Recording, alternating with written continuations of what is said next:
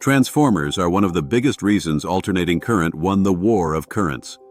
A transformer lets us change voltage levels efficiently, which makes long-distance power practical. High voltage means lower current for the same power, and that means thinner wires and less heating. Then we step the voltage back down near the load so it's usable and safer. Today we'll build a clear mental model. Energy moves by magnetic fields, not by mystery. Thanks to Tony Kuphaldt and the open source community for the learning foundation behind this topic. A transformer is basically Faraday's law in hardware. Current in the primary winding creates a changing magnetic field in the core.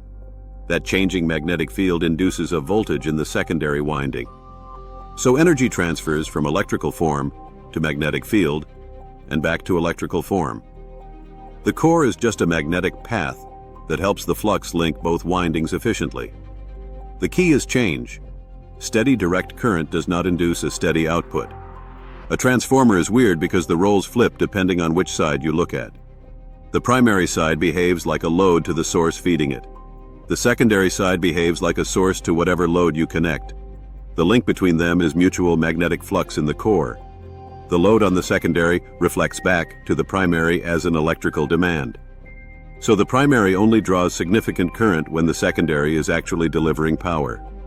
Transformers follow a clean rule. Voltage ratio matches turns ratio. If the primary has more turns than the secondary, it steps voltage down.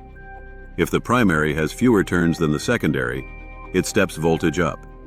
More turns means more induced voltage, because more conductor length is cutting magnetic flux. This is why transformer nameplates care about turns and voltage relationships. The math is just describing magnetic coupling and geometry. You cannot get something for nothing. If a transformer increases voltage, the available current must decrease to keep power balanced. This is the big why behind high voltage transmission. Less current means less heating in the lines.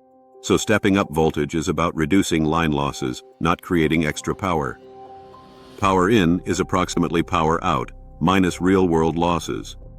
This is the practical reason transformers are everywhere in the power grid. The dot convention tells you which terminals have the same instantaneous polarity. If the dotted primary terminal is positive at a moment in time, the dotted secondary terminal is also positive. This matters when you connect transformers in parallel, series, or in multi-transformer systems. Getting polarity wrong can cause circulating currents, opposing voltages, and very bad days. The battery method is a simple polarity test idea. Use a quick direct current kick and watch the secondary response. The goal is to confirm in-phase behavior before you energize anything serious. Real transformers are not ideal. Copper windings have resistance, so current causes heating loss. Not all magnetic flux links both windings, so there is leakage inductance. The core has losses too, like hysteresis and eddy current losses. So the real transformer model includes resistors and inductors that represent these imperfections. This explains voltage drop under load, heating, and why nameplates have limits. Percent impedance is basically how much voltage drops when the transformer is delivering rated load. Higher percent impedance means more voltage drop and more limitation on fault current.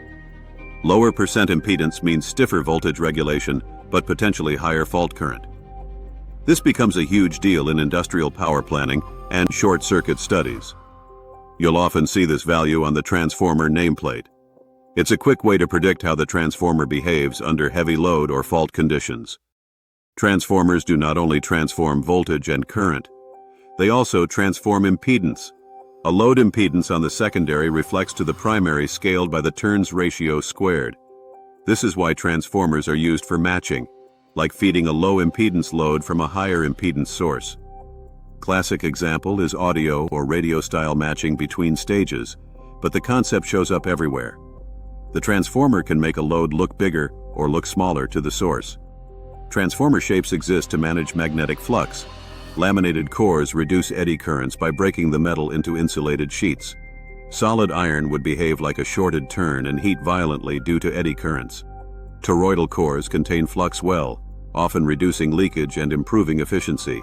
Split bobbin designs increase isolation and can reduce capacitive coupling between windings. The geometry is engineering around losses, safety, and performance. The power grid is basically a transformer relay race.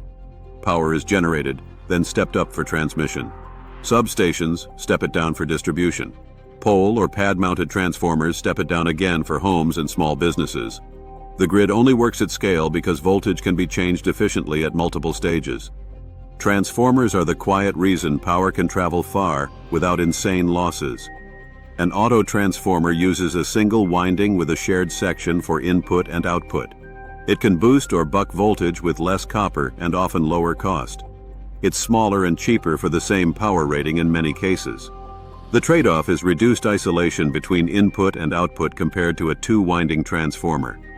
This is why auto transformers show up in certain applications, but not where isolation is critical. It's a smart shortcut, but not always the right one. Current transformers exist because measuring high current directly is dangerous and impractical. The primary is often just the conductor passing through the toroid. The secondary produces a smaller, standardized current like 5 amps for metering. This lets an ammeter or protective relay measure huge primary currents safely. A critical safety note: never open circuit a current transformer secondary while energized. Current transformers are the bridge between power systems and measurement systems. Transformers can be tested without tearing them apart. A pulse test can confirm ratio and polarity using a simple input pulse and observed output. The goal is to verify, does it transform correctly, and is it phased correctly? Troubleshooting often starts with basics: expected voltage in, expected voltage out, under a known load. Abnormal heating, smell, hum, or voltage sag can hint at winding or core problems. Treat it like a black box: input, output, and behavior under load. Transformers are one of the most important inventions in practical electrical engineering. They made long-distance alternating current power distribution feasible and scalable. They also show up everywhere in instrumentation and control, from isolation to measurement to impedance matching. The big mental model is simple: changing magnetic flux couples energy between windings. Understanding transformers makes the whole AC world feel less magical and more predictable. Thanks again to Tony Kuphaldt and the open source community for making this kind of learning accessible.